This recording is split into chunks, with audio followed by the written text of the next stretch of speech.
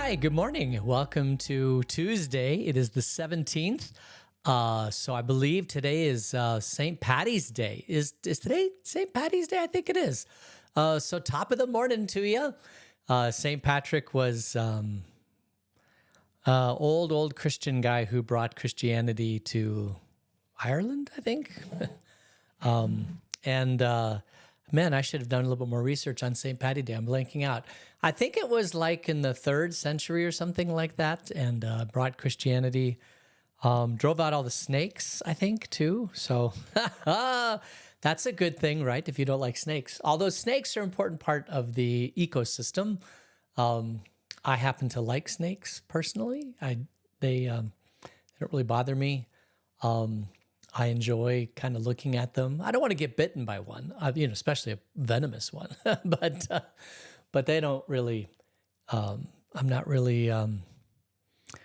Yeah, I don't want them as a pet, but they're certainly fun to look at, and they're really fascinating creatures. I mean, can you imagine living your whole life without arms and legs? All you've got is a mouth. That's it, and some fangs, I guess. Yeah.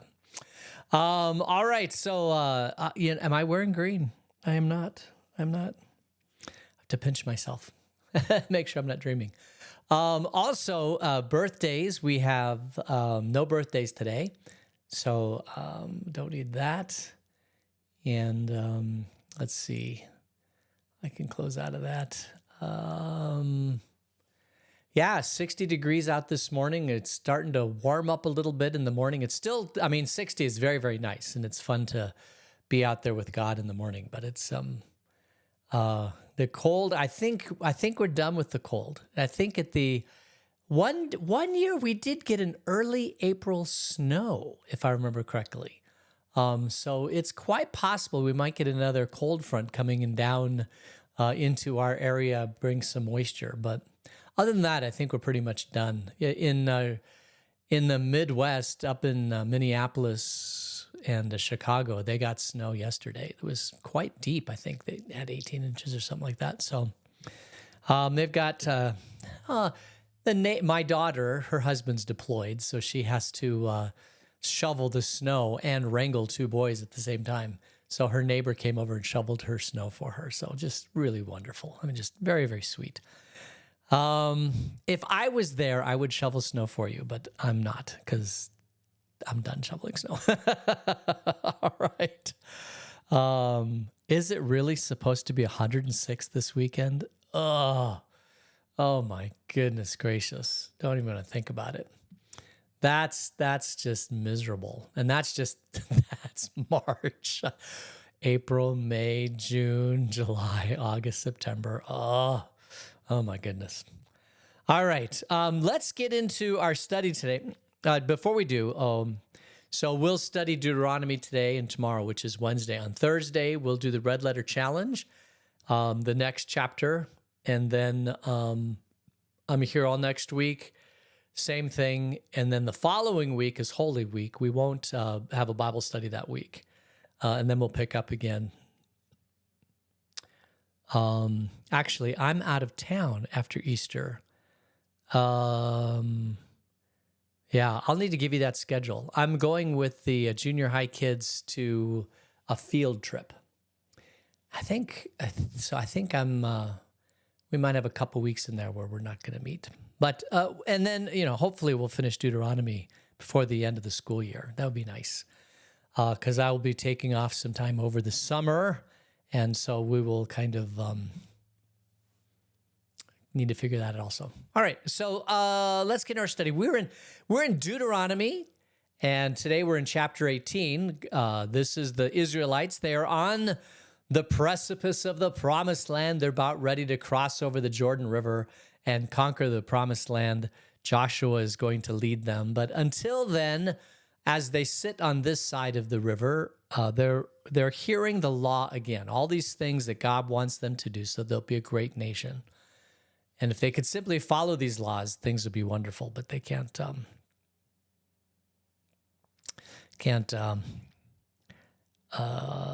get over to the promised land. All right, so let's just start reading. The Levitical priests, indeed the whole tribe of Levi, are to have no allotment or inheritance with Israel. They shall live on the food offerings presented to the Lord, for that is their inheritance. They shall have no inheritance among their fellow Israelites. The Lord is their inheritance as he promised them. You know, we don't really think about this very much, but there's two parts to eating. Every time you eat, there's two parts. One is somebody has to grow the food. And then secondly, somebody has to prepare the food. And if you go to a restaurant, somebody else has grown the food and prepared the food. And there are people, I think, especially if you live like in a big city, you probably don't even prepare your food. You probably eat out a lot. Like in San Francisco, somebody said once that if you wanted to eat at a different restaurant in San Francisco, it would take you 11 years to eat at all the restaurants that are in San Francisco. That's how many there are.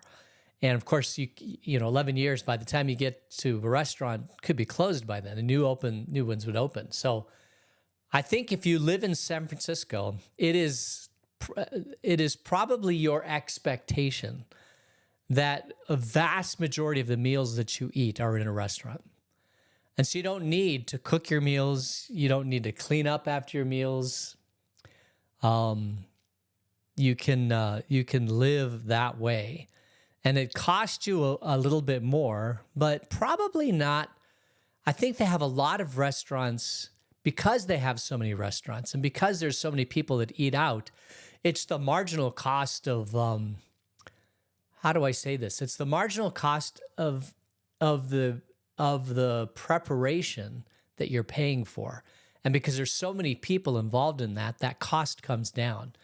So whereas here in Vail, they just opened up a new restaurant, it's $15 or $17 for a meal. You know, maybe, well, it's probably that in San Francisco too, but you're paid higher. And so because there's that expectation, here in Vail, we have 10 restaurants. And so that's pretty good though. I mean, it's not 11 years worth of restaurants, but it's still, and the more restaurants we get in Vail, I think the more people go out and eat.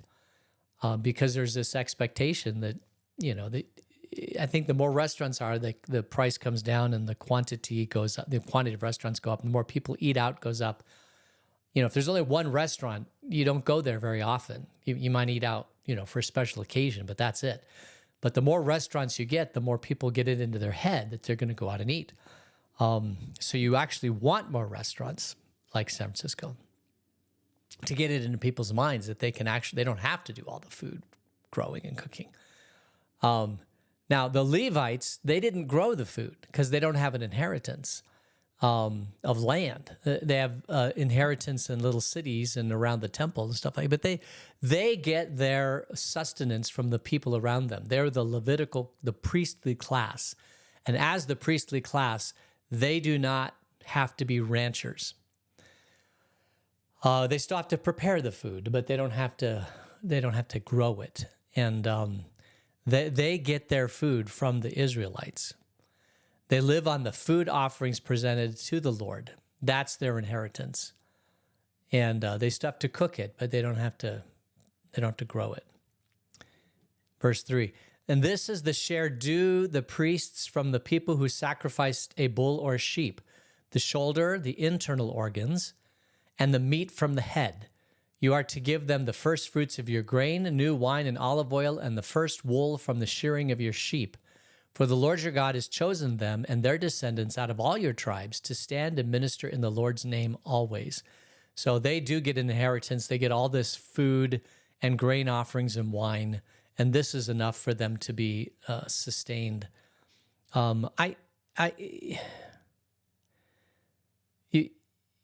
You might, it doesn't seem fair that the Lord should choose one tribe and say, you're the tribe that doesn't have to grow the food. And if you're not in that tribe, you might be envious of that tribe. And it is strange to me that God would do it this way. Why do you need this sort of setup? And I think this is my take on it. We're all born how do I say this? Life isn't equal. I'm not tall. The things that I'm born with may give me a disadvantage from other people. It may give me an advantage over other people. But we're all different. We're all unique. Where I live in Vale, it's like all the houses look alike, and I think that it's like it's almost like the society is trying to say that we're all equal, and so we're all going to give you an equal looking house, and that's the way to make everything fair. But I don't like that. I mean, if I could change one thing about my neighborhood, is to spice it up a little bit. Let people paint their house bright orange or whatever they. I mean, it's the uniqueness. If you go down to downtown Tucson, you might see a turquoise door or a red door or a mural on the wall or a unusual structure or something like that, and that's what gives life character. It isn't that everything is equal. This idea that everything needs to be equal is it's just not it's not the truth, and B, it reinforces this behavior that we should be lashing out or angry because we weren't given the same things as other people were given. There are some truly remarkably beautiful people out there, and I'm not one of them. I can do as good as I can with the body that God gave me, but there are some just strikingly beautiful people out there. And a lot of them, they end up in Hollywood or they end up as being models. And I appreciate beauty when I see it. Does that mean, if we were all beautiful, then those that are beautiful wouldn't stand out. And so I do think that this idea that we all need to be equal is a false idea. We're all created unique, and my skill may not be beauty, but what my job has been in life is to figure out what God has created me, with what skills God has created me, and with what things, and to use those things for the kingdom of God, and to be grateful for the things that God has given me, and to celebrate that, and not to be angry or upset. And the second part of that is there are people that may have been born with extreme difficulties, and that part of living is rejoicing and being thankful for what you haven't been given, and to use that to be a benefit, to those that weren't, born with what you were born with, and to share and to grow, but to be unique. And I think when God creates a priestly class, then it maybe in one small way, it kind of guides us in our spiritual growth to understand that we are not all created the same.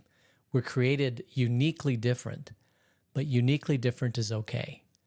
And the priestly class, you would sit and look at the priestly class and say, well, they don't have to grow their own food,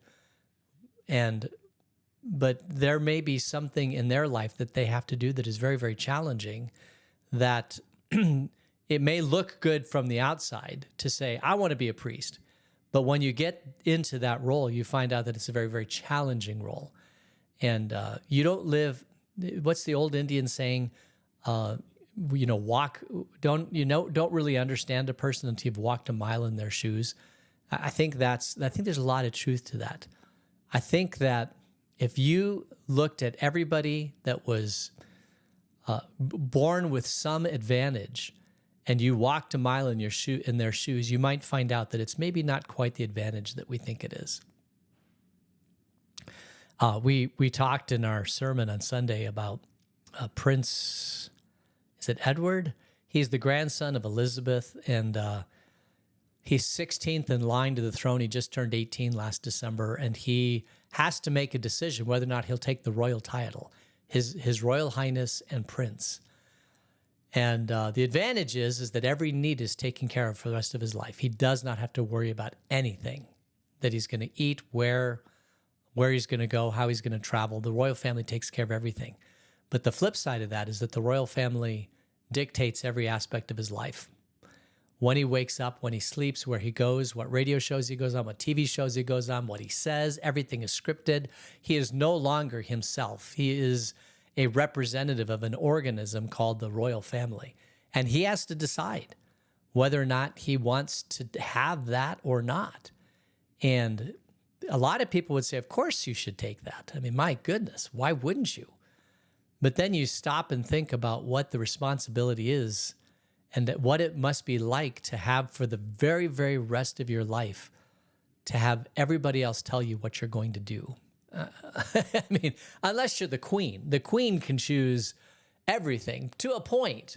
But even then, the queen's hands are tied in some instances. So I guess the bottom line is that God could have created us all equal.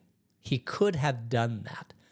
But what would have been the spice of life if he'd have done that? I think the fact that we're all unique and different is a godly thing. I think God did that for a reason. And I think the priestly class in some way reminds us of that and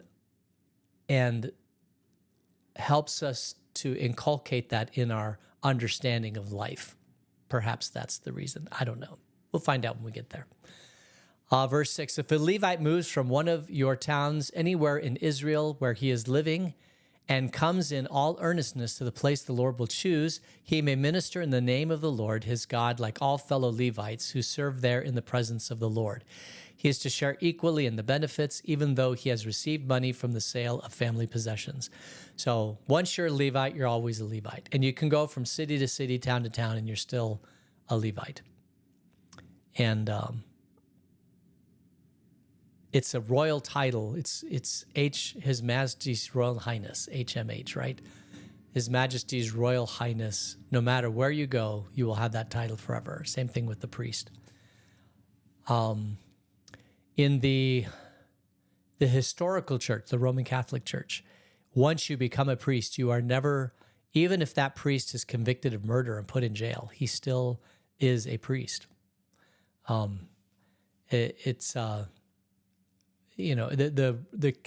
historical church could strip them of their parish and defrock them or whatever, but they are still once they become a priest, they're still a priest forever.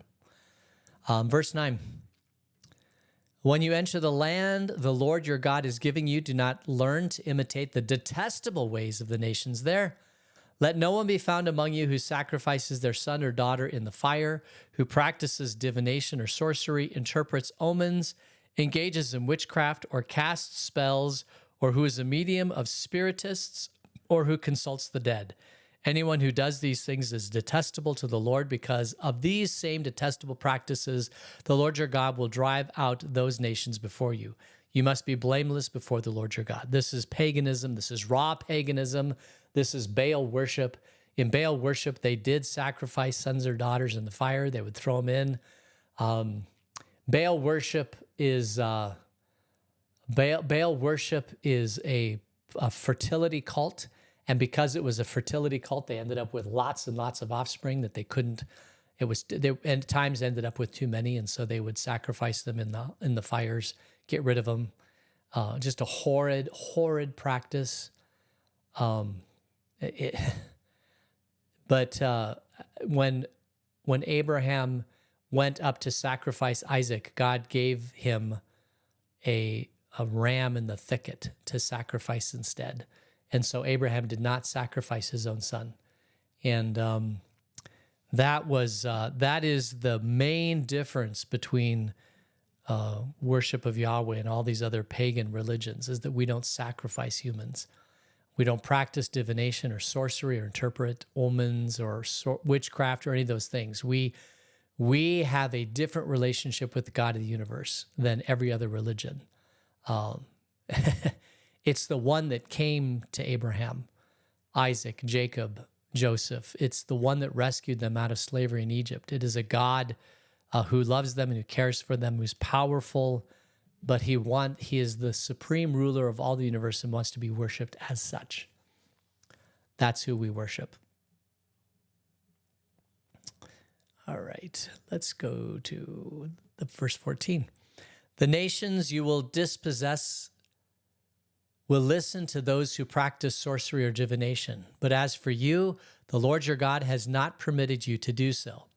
The Lord your God will raise up for you a prophet like me from among you, from your fellow Israelites. You must listen to him, for this is what you asked of the Lord your God at Horeb, on the day of the assembly when you said, let us not hear the voice of the Lord our God, nor see this great fire anymore, or we will die. The Lord said to me, what they say is good. I will raise up for them a prophet like you from among their fellow Israelites, and I will put my words in his mouth. He will tell them everything I command him. I myself will call to account anyone who does not listen to my words, that the prophet speaks in my name. But a prophet who presumes to speak in my name anything I have not commanded, or a prophet who speaks in the name of other gods, is to be put to death. You may say to yourselves, how can we know when a message has not been spoken by the Lord? If what a prophet proclaims in the name of the Lord does not take a place or come true, that is the message the Lord has not spoken. The prophet has spoken presumptuously, so do not be alarmed. So how do you know a false prophet from a true prophet? What he speaks is true. And there will be a prophet that will rise. There were many prophets that arose up in Israel, and they did speak God's words. There was a number of prophets, and we have their prophecies recorded in the Old Testament. There's a few major prophets and a bunch of minor prophets, but the prophet, of course, is Jesus. He is the one that came as prophet, priest, and king. And we forget that part of Jesus's mission on earth was to be the perfect prophet, that everything he said was true. And he did miracles. And the reason why he did miracles was to prove to the people that he was a prophet of God. Besides being a priest and a king, he was also a prophet. So listen to his words because they're true. And this is how we view Jesus' life. He was the perfect prophet, the perfect priest, the perfect king. And there were others, Isaiah, Jeremiah, Ezekiel, Daniel, Joel, Amos, Obadiah, Jonah, Micah, Nahum, Habakkuk, Zephaniah, Haggai. All these prophets that came into Israel as they were in the promised land. The way you know a true prophet is the words they speak, and are those the words of God, and do they come true? And there's a lot of prophecy spoken about Jesus that came true. And somebody, I used to know the number, it was like 500 prophecies from the Old Testament that came true. And the odds of that happening are pretty slim, which is another proof. Some people use that as proof that Jesus is who he said he is. And it's not a bad proof, but for me, the main proof is that he rose again. I mean, that's a pretty big proof, right? I mean, how many people can do that? He predicted, I'm going to go into Jerusalem, they're going to kill me, and on the third day, I'm going to rise again. And that's exactly what happened. Oh, well, maybe he is from God. Maybe we should listen to his words. All right, so that is Deuteronomy 18. We will get to Deuteronomy 19 next time and talk about a little bit more about the promised land when they get into it, what they're supposed to do. So we'll do that next time. Let's close in prayer. Dear Jesus, thank you for being the perfect prophet, priest, and king. Watch over us today until we meet again. In Jesus' name, amen. If somebody has an outdoor wedding coming to attend, oh my goodness. I hope it's like at 9 o'clock at night. I hope it's not at 4 o'clock in the afternoon. That'll be tough. My heart goes out to you. I pray don't get overheated, drink lots of water, right? All that. Okay. Hope you have a great day. All of you, blessings to you. Yeah. And we'll see you tomorrow. Take care. Blessings. Bye.